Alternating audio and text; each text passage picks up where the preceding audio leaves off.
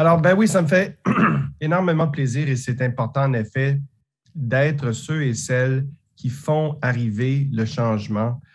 Le changement ne va pas arriver si on attend après d'autres, si on attend après des gens. Et c'est un peu le message que je voulais vous livrer aujourd'hui. Et pour ce faire, si vous me permettez, je vais vous raconter quelques histoires. Alors, excusez-moi. On t'en prie.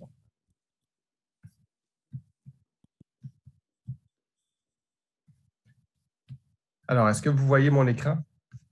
On voit ton écran, oui. Alors, allons-y.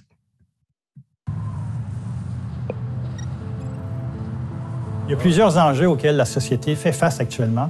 Les enjeux de changement climatique, la rareté de la main-d'œuvre, la littératie numérique. Il faut donc avoir une stratégie à long terme. C'est l'assise même qui va permettre de pouvoir faire progresser la société.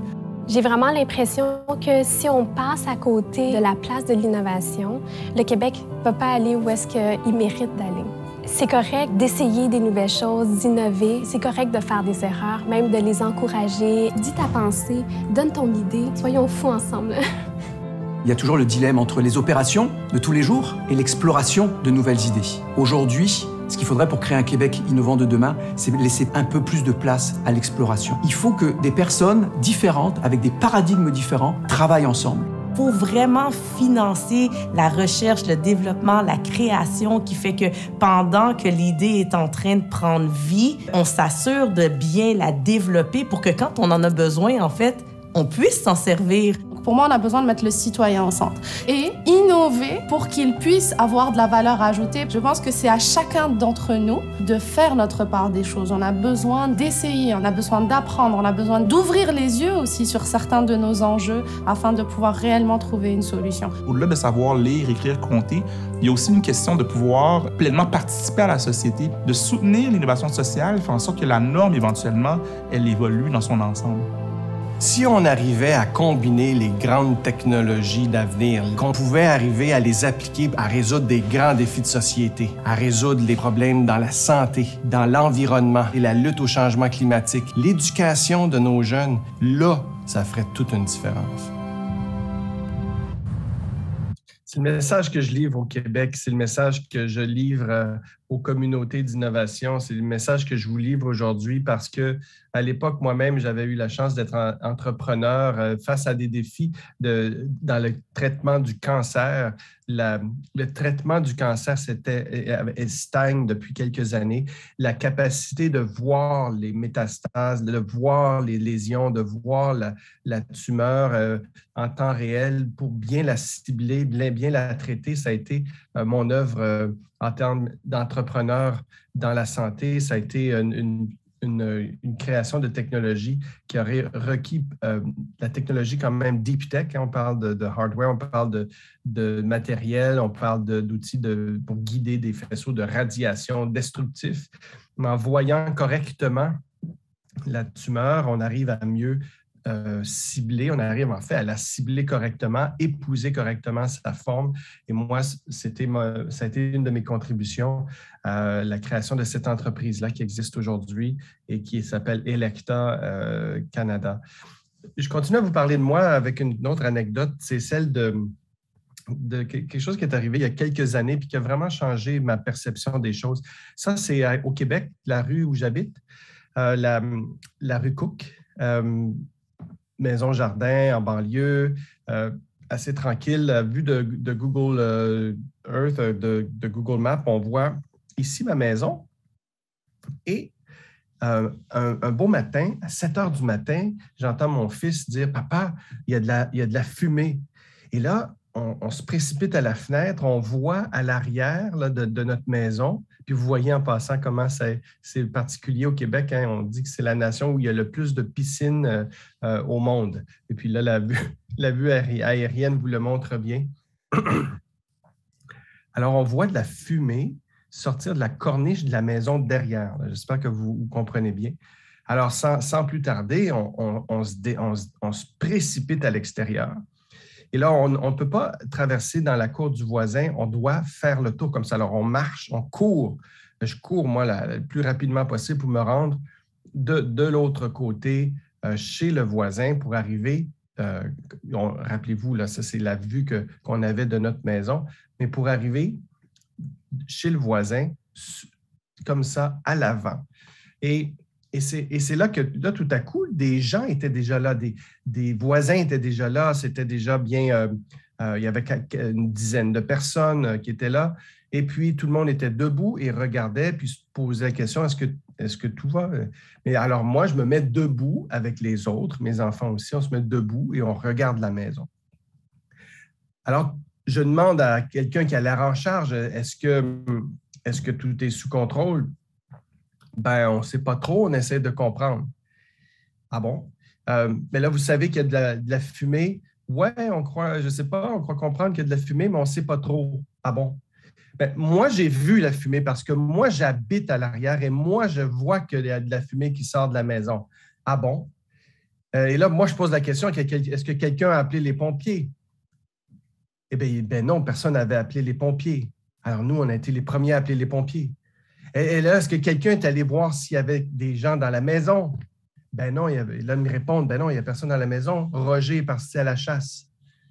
Ah, très bien. Mais est-ce que, vous me dites, Roger est parti à la chasse, mais ça ne veut pas dire qu'il n'y a pas personne dans la maison. Mais non, mais on t'a dit, il est parti à la chasse cette semaine, il n'y a personne à la maison. Est-ce que quelqu'un est allé cogner à la porte de la maison? Ah ben non, on t'a dit, Roger est parti à la chasse. Alors on arrête. On cogne à la porte, on cogne à la porte, on cogne à la porte.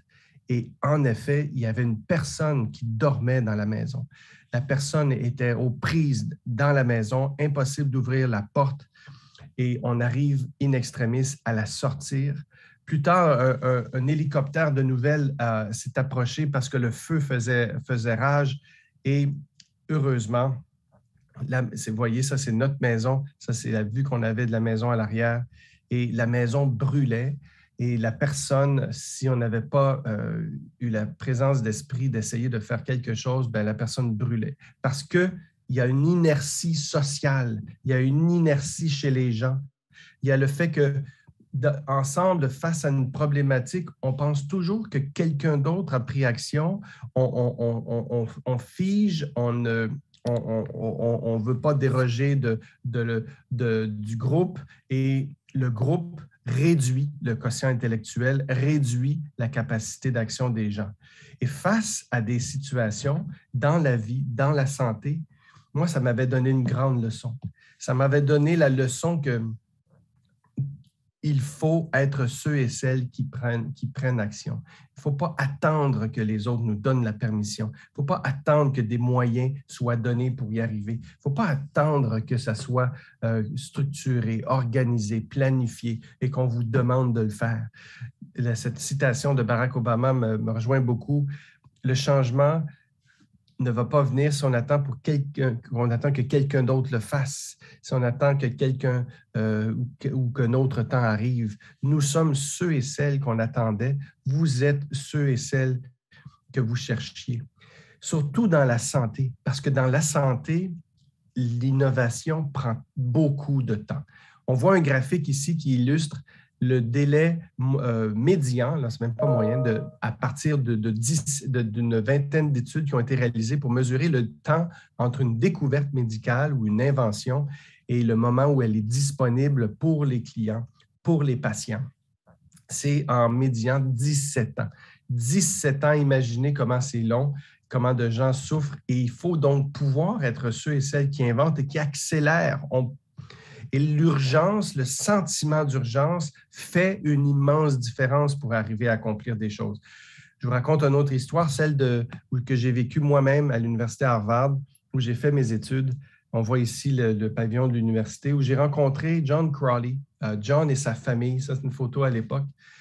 John et sa famille, c'est deux enfants qui, tout à coup, il apprend que ses enfants ont la maladie de Pompe. Ils n'ont que 12 mois à 18 mois à vivre. Et là, John devant un grand dilemme. Est-ce que je regarde mes enfants mourir ou je prends action et je tente de trouver une solution? L'urgence a fait des miracles. Et en fait, lui a fait des miracles en allant trouver, comme dans un hackathon, la bonne personne avec les bonnes solutions technologiques, les bons partenaires financiers pour arriver à avoir les fonds pour faire les travaux. Et ça a fait l'objet d'un film. Je vous en laisse regarder. In both kids, it's the heart that's the real threat to their lives. How much more time do we have? Megan, maybe a year. Patrick, less. I wish that we had a drug to treat Pompeii, but we simply don't. I'm sorry. Dr. Stonehill. Yeah. This is John Crowley. All the researchers out there say that you're a genius on the verge of a scientific breakthrough. I'm not on the verge of anything. How much would it take to prove your theory? The odds against you are crushing. So where does that leave your kids when the dad has no job and no health insurance? You're right. This is crazy. But I can't just sit around and wait for my kids to die. I promised them that we'd raise 500. That's all? 1,000. Is it 500 or 1,000? 500,000. Are you totally insane? Apparently. Was he worth it? The Stonehill guy? He's really eccentric, but his science is way ahead of everybody else's. Do you have a wife? Alors, c'est un succès. John a réussi avec l'aide d'une équipe comme une équipe de hackathon qui ont travaillé ensemble, qui ont chacun contribué leur talent, leur contribution, leur pierre dans l'édification du projet, mais en mode accéléré. Ils ont réussi à trouver un traitement pour la maladie de Pompe il a sauvé ses enfants. L'accélération, elle est partout. Les technologies grand public sont adoptées de plus en plus rapidement. Ce graphique-là, je le trouve très intéressant, très intriguant de voir combien ça prend de temps pour une nouvelle technologie grand public d'atteindre 100 millions d'usagers. Pour l'électricité, ça a été 40 ans. Le téléphone, ça a été en fait 60 ans. L'Internet, ça a été presque 20 ans. Et quand on accélère Facebook, 3 ans et demi, la Angry Bird, 35 jours, les choses s'accélèrent aussi. On peut prendre avantage de ça quand on veut faire des transformations dans la santé. Cette illustration, elle vient de Pascal Desfarges quand il avait donné sa propre conférence il y a 4-5 ans, Sébastien, au Hacking Health Camp. Le fait de pouvoir travailler en réseau, non seulement de blocs de réseaux de technologie, de pouvoir connecter des blocs de technologie pour édifier des nouvelles technologies, mais également connecter des réseaux de gens pour pouvoir édifier des équipes qui peuvent aller plus vite. Même dans le domaine du matériel, on croit qu'inventer des nouvelles technologies hardware, c'est éminemment de la grande technologie compliquée, mais même dans le domaine du hardware, on arrive à encapsuler maintenant des blocs de technologie pour pouvoir les assembler rapidement et développer des nouvelles solutions, des nouveaux produits. Il faut en développer plusieurs pour arriver. Les gens ont cette peur de l'échec et c'est étonnant parce que c'est toujours, on sait que pour 3000 idées, c'est une seule qui va réussir. Pour 100 projets, le capital de risque a bien compris. On développe des portfolios, on fait plusieurs essais. On doit gérer les tentatives et la peur de l'échec, la peur que les dirigeants ont qu'on échoue est un frein. Pourtant, dans le sport, on comprend. Et là, je vous montre des illustrations de hockey, notre propre sport national au Québec. J'aurais peut-être dû vous montrer des illustrations de foot. Mais c'est connu que dans le sport, si on attendait d'avoir toutes les chances de notre côté pour lancer la rondelle au but, eh bien, ça n'arriverait jamais parce que la réalité, on le sait, c'est beaucoup plus comme ça. Les probabilités d'arriver à mettre la rondelle ou le ballon dans le but sont très minces. C'est difficile, mais on fait plusieurs tentatives. On tire la rondelle au but, on tire le ballon au but et les choses se placent pour une dizaine de tirs. On va peut-être arriver à compter une fois et on le sait, on doit gérer. Je vous ai parlé de l'équipe. Je vous laisserai peut-être avec des suggestions que je vous ai parlé beaucoup de technologie, de création de nouvelles technologies dans la santé, mais les solutions que vous allez pouvoir créer que vous allez devoir inventer, souvent, elles sont bien au-delà de la technologie. Elles sont du domaine du bien-être. Ici, l'exemple de l'usage de la musique dans des hackathons de Hacking Health. Certaines applications avaient développé l'usage de la musique pour améliorer les soins, pour améliorer l'expérience cognitive, restaurer la mémoire et rendre les soins agréables. Au hackathon de Sainte-Justine, toute l'innovation en santé s'est tournée vers les repas pour les enfants. Ils ont complètement fait une réingénierie de l'expérience pour les repas pour les enfants. Ils ont réduit le gaspillage. Les enfants retournent leur cabaret mais avec leur nouvelle approche, les enfants peuvent choisir ce qu'ils mangent alors qu'ils mangent et ce faisant, ils mangent plus, ils mangent mieux, ils mangent tout et ils en sont en bien meilleur état.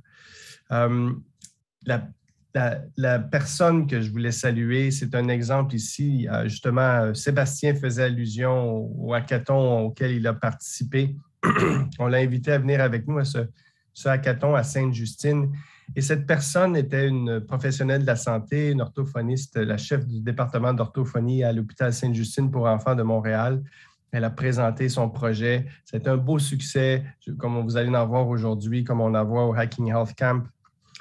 Mais son succès, ça a été plus qu'un projet. Dans son cas, elle a eu la piqûre de l'innovation et elle est devenue la directrice de l'innovation du plus grand hôpital canadien. Elle transforme maintenant l'organisation complète pour pouvoir faire plus d'intégration, de l'innovation. Et c'est ce genre de défi, c'est ce genre d'avenir qui vous attend, de devenir des agents de changement par votre projet aujourd'hui, mais certainement par votre carrière de chevalière de l'innovation dans les années à venir. Merci beaucoup tout le monde. Bonnes innovations. Eh bien, merci à toi, Luc, pour cette présentation.